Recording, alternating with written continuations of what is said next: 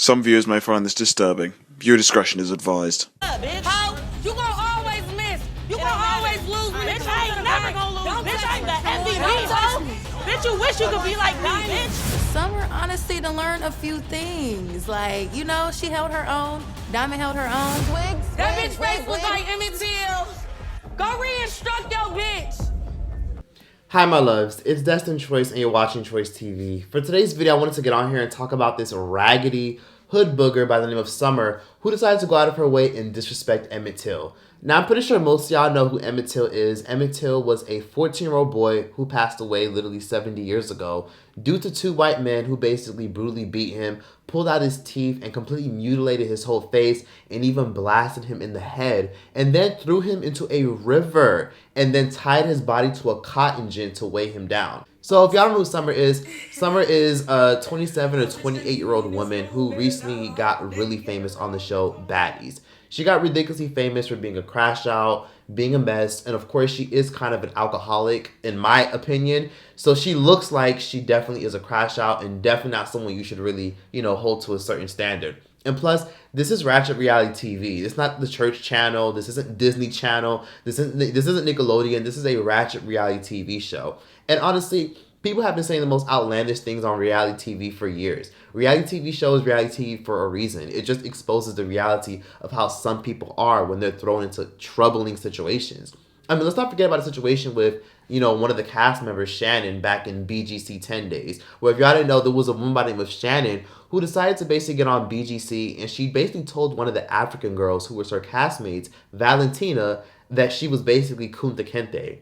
Everything, and then when I seen you got some in your bed, I was like, oh my God, stop mentioning me. Oh my God, if I hear Valentina and me one more time, I might go crazy. Excuse me for being on your bed frame. Kunta Kinte. Kunta Kinte. Whoa, whoa, whoa. You know she's African? So you decided to call me Kunta Kinte instead? Shut up, bitch. Reality television is what it is. It's trash. And honestly, I didn't honestly understand the validity of what she said until I actually Googled Kunta Kinte, like what was it, like I think 14 years ago that episode aired. And yeah, it's not pretty. So she definitely deserved that. But reality television just exposes the ugly crevices of who people truly are. And people are calling for Zeus to be boycotted and for them to remove this cast member. They're making petitions trying to get this cast member off the show. And all I can think to myself is, oh my fucking God, this is fucking Baddies we're talking about here, right? Like, this is Baddies. This is a trash reality television where it's basically Fight Club. It's fight night constantly. Are we really trying to boycott this show? I mean, the show is literally Satan's fucking pawn itself. Bow your heads. Dear Baddie Gods, I just want to thank everyone for coming out tonight and throwing hands. And dear Baddie God, I just want everyone to know the twerk-offs were amazing. And you did your big one. Bow your head, sincere. And everybody, look to your neighbor and slap the shit out of that bitch. The trash will always throw itself out. So Summer basically got a lot of backlash for her disgusting comment about Emmett Till, to the point where a lot of people on TikTok and social media have been having a very tough and difficult conversation, especially about this generation disrespecting civil rights activists. There's too much free information out there for that stupid crash out bitch who wants to throw out words like your face looks like Emmett Till. There's too much information and too many documentaries out there for her to not realize the awfulness of her words. Now, for one, let me just say that she's exactly where she belongs. She's a crash out, crazy ass drunk who's on a show called Baddies. Baddies is just a Walmart version of Bad Girls Club. And I miss watching Bad Girls Club just like most of y'all watching this who even tune into Baddies. But Baddies is just fight night and it's just chaoticness. So she's not going anywhere. But let's really talk about the deeper issue here. Let's talk about the fact that a lot of people are getting on social media saying, who the fuck is Emmett Till? I feel like all y'all should really shut the fuck up. Bitch, don't nobody care who the fuck Emmett Till is. Bitch, how about that? No, we really do care, but in real life, y'all gotta realize everybody don't know every motherfucking thing. So, trigger warning for those y'all who are sensitive to things involving racial injustice and a lot of things that involve Jim Crow and so much more. Now, the story of Emmett Till obviously occurred back in 1955 when some dumb-ass, slimy-ass, evil-ass white woman said that some young black boy whistled at her and made sexual advances towards her. She went and told her brother and told her husband, and then they abducted this 14-year-old boy after he ended up leaving the store, and they, of course, beat him like crazy and threw him in a river. And as we were led into the church, my girlfriends and myself, we walked up to the casket, and it was covered with glass. And we all looked down. This was our friend laying, looking like a monster.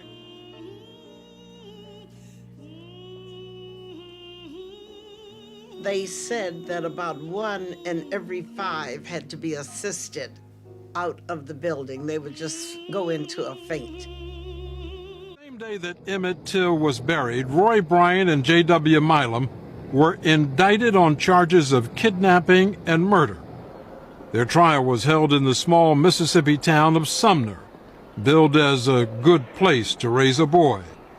The star witness was Emmett Till's late great-uncle, Mose Wright, who bravely stood up in the courtroom and pointed his finger at Milam and Bryant as the ones who had come to his home and abducted Emmett Till at gunpoint. Another key witness was an 18-year-old sharecropper named Willie Reed, who said that on the morning after Emmett Till was abducted, he saw Emmett on a truck with 6 people: Roy Bryant, J.W. Milam, 2 other white men, and 2 black men who worked for Milam. Soon after, Reed said he saw the same truck parked in front of a barn managed at the time by Milam's brother. When I saw what I saw, Mr. Rayner wanted to know, did I want him to retouch it? I said, no, you can't fix that. Let the people see what I've seen. And I want open casket viewing from now until the time we bury, we take Emmett for burial. So we wake that body from Friday evening until Tuesday around noon. And they said that at least 600,000 people passed by his funeral. They had to identify him, and they couldn't identify him because his face was so mutilated. The only way they even knew how he was or who he was or how he looked was because, for one, he had on the ring that his family had given him. They were able to identify Emmett with that ring he had on, and when they pulled him out, they ended up having a funeral a few days later. And because his mother, Mammy Till, wanted the whole world to see what the fuck these disgusting, evil white men did to her son, she had an open casket funeral, and she let a whole bunch of cameras in taking photos. And to this day, those photos still live in my fucking head rent-free. And again, I already said trigger warning, but those photos live in my head rent-free. And I'm only showing them because y'all need to see it. This is what happened to this young boy who was visiting his family in Mississippi from Chicago. Soon after, Emmett Till's body was found in the Tallahatchie River. He had been kidnapped, tortured, shot, and then dumped. A cotton gin fan tied to his neck with barbed wire. Carolyn Bryant's husband and his brother were arrested and tried and found not guilty. The trial of Roy Bryant and J.W. Milam, Till was painted as a predator. Mrs. Bryant said Till grabbed her and testified that he told her he had been with other white women before. A horrific photo turned the murder of Emmett Till into international news. She wanted the world to see what had been done to her son. Those photographs would fuel the civil rights movement. Now, 6 decades later, historian Tim Tyson reveals what Carolyn Bryant told him. Tyson says Bryant lied about Till touching her or uttering obscenities. She says that part's not true. Carolyn Bryant is still alive, and some question whether she had knowledge of Till's death. Carolyn Bryant has refused to do interviews for decades. She did pass away back in 2023, I believe, and pieces of her book that she wrote about her life and that incident have, of course, been leaked. And, of course, she admitted that she wasn't being completely honest and that she did lie about a lot of things and that Till didn't do a lot of the things that she claimed he did, even though she testified, which is unfortunate. And what's even worse about this whole situation is the fact that this bitch never got to go to jail. She got to die an evil, ugly bitch. And it's sad because people still to this day, well, this isn't sad, people still to this day pull up to her neighborhood house and they still harass her children. Her son, Frank Bryant, arrived, and we tried to talk to him. Can we talk to Mrs. Dunham? Can't talk to me. Can I tell you get her to come out? No. I have some questions I'd like to ask her about Emmett Till. I'm sorry? That's too bad. Will she come out and talk to us? What I just tell you? Tell me again. No. She won't? No.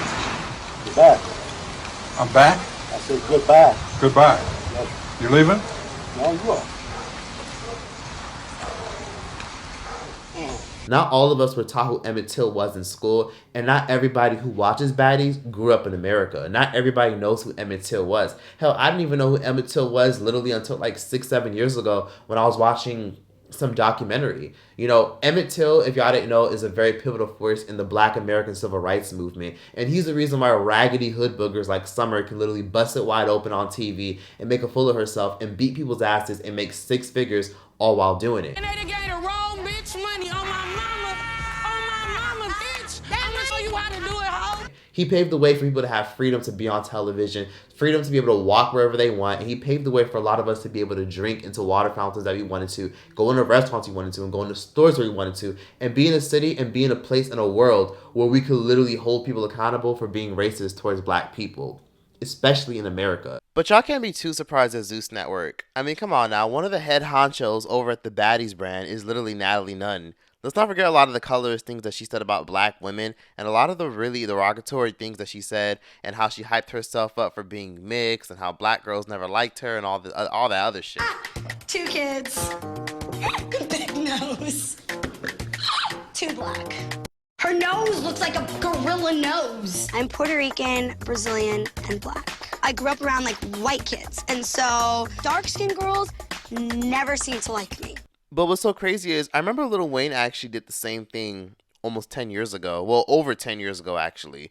Well, over 10 years ago, back in 2013, Lil Wayne made a slick comment about Emmett Till in one of his lyrics. And Lil Wayne essentially back in 2013 made a horrendous line where he basically said, "I'll beat the pussy up like Emmett Till." Lil Wayne got tons of backlash, even from Emmett Till's family. And people are outraged because they want, or they feel that he should apologize to our family. What do you say about that?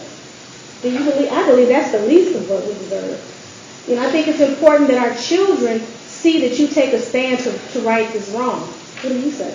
I think an apology is in order, not only an apology, but a promise not to do anything, like not to use Emmett Till in his lyrics. And he's about to do a 42-city tour. And I wonder, just because Epic, pulls the lyrics from the official release of the song, doesn't mean that he's not going to use those lyrics while he's on tour. I say don't support that tour. Don't support it if he's going to do that type of song and it's going to promote a negative image regarding the memory and the legacy of Emmett Till. To the point where people were calling for a boycott for Lil Wayne, and he even lost a brand deal with Mountain Dew. Lil Wayne at the time was getting a multi-million-dollar brand deal with Mountain Dew, and they essentially dropped his ass because of his comment. And then eventually he apologized, even after he initially refused to even address it or even apologize. But besides that, I'm kind of glad that this conversation did get brought up because it did bring up a very important conversation. But it's really sad how people like Emmett Till had to die and how other people had to die in order for people like her, Summer, this woman right here, to have the opportunity to be able to be seen publicly and to have people like Lil Wayne and her drag his name in a very mediocre and provocative way. Honestly, if we cancel her, we gotta also cancel Lil Wayne. And honestly, cancel culture is not fucking real, so I'm not canceling anybody. Cancel culture is fake. It's just a whole bunch of raggedy motherfuckers sitting on their couch, tweeting at the same time on different accounts. And yes, she did apologize by saying that she's gonna educate herself and try her best to do better, but that fucking apology was very much AI and it was written. Honestly, it probably wasn't even genuine. As long as she crashes out and she smashes people's heads in, and she kicks people in the teeth and she's pulling people's wigs off and re-wearing them, people are just going to completely ignore this whole shit. But honestly, I'm just waiting for the show Baddies to go through its own demise. And honestly, all it takes is one lawsuit or one horrible controversial moment to completely sway everybody from the platform. And I'll be here waiting for that moment to happen in probably the next 6 months to 2 years. Cancel culture is not real. So to be honest with you, it is what it is. It's ratchet reality TV, but I will say that if anything bad or anything traumatic ever happens to all these people publicly, I probably wouldn't bat an eyelash or wouldn't really care too much, because they're just entertainers who all follow the same line, and that's profit. Now, despite my thoughts about Natalie Nunn, Natalie has stood the test of time, and I think she'll be around for a long time. But all these other reality TV bimbos that busted wide open and embarrassed themselves and are on TV shows for smashing on these washed up rappers and these SoundCloud rappers and got on due to nepotism and, jerking off the right guy, I'm telling you, a lot of ththese girls are not going to be around for a long time. Like, we see them now, but then they'll be gone tomorrow. This is just honestly a moment of 45 minutes of fame. This is 30, 45 minutes of fame, and we won't really see these girls ever again. They won't really have much going on other than Baddies in the first place. But that's that for this entire video. People sure to like, comment, subscribe. Give your thoughts and opinions in the comment section down below. And yeah, that's that. Choice out this bitch. Why don't we fall in love?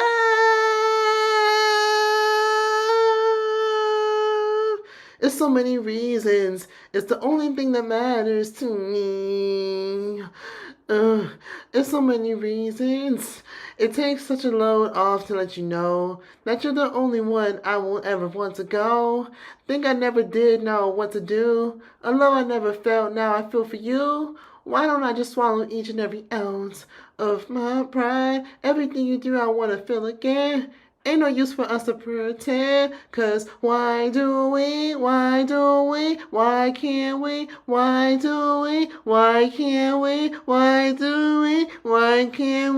fall in love?